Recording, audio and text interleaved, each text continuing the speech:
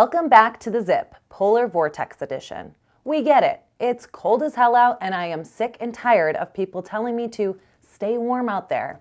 How about staying warm inside of my own house, where the temperature is hovering in the high 50s?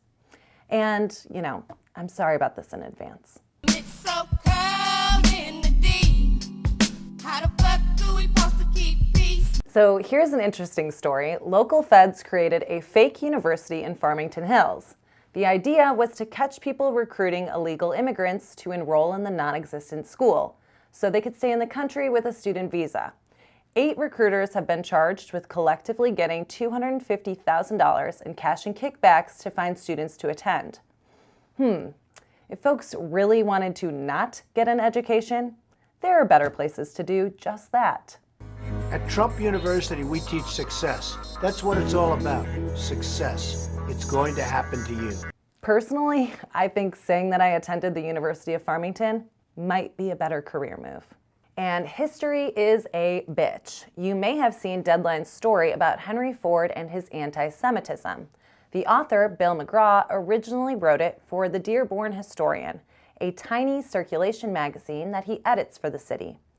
Apparently, the mayor didn't like the idea of shining a light on the dark side of Henry Ford and decided to trash the magazine, all 240 copies, before they could be mailed.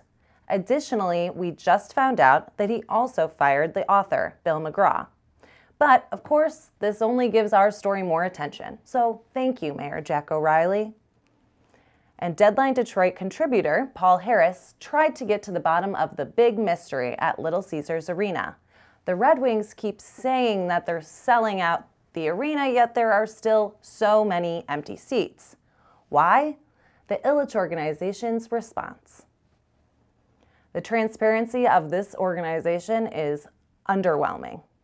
And in the normally quiet Huntington Woods, out-of-towners showed up to the library last weekend to protest the controversial drag queen story time. Interestingly, counter-protesters outnumbered the protesters. One person we would have loved to see do a reading, Rudy Giuliani. It's Giuliani showing his softer side dressed in drag. You know, you're really beautiful. Oh, you dirty boy, you, oh. Yes, that was that crazy man, Rudy Giuliani, before he actually really became really crazy. There is just America! And in sports, Tigers GM Al Avila told reporters that the Tigers are going to suck for a long time. Well, hey Al, tell us something that we don't already know. And speaking of sucking, the Red Wings, who are one spot out of last place in the Eastern Division, host the Toronto Maple Leafs Friday. You might recall they're being coached by Mike Babcock, who used to be our guy.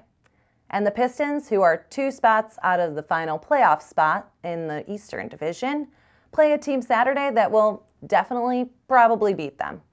Attendance at both games is expected to be low. You can find tickets online for amounts in the high single figures. Management is blaming the vortex, but we both know what's really to blame. They're terrible. Thank you for tuning in. Stay warm out there. Oh, shit. It's so cold in the deep. How the fuck do we supposed to keep peace? I'm sorry, I just can't help myself. Thank you for tuning in. Check back to Deadline Detroit for all of your daily news.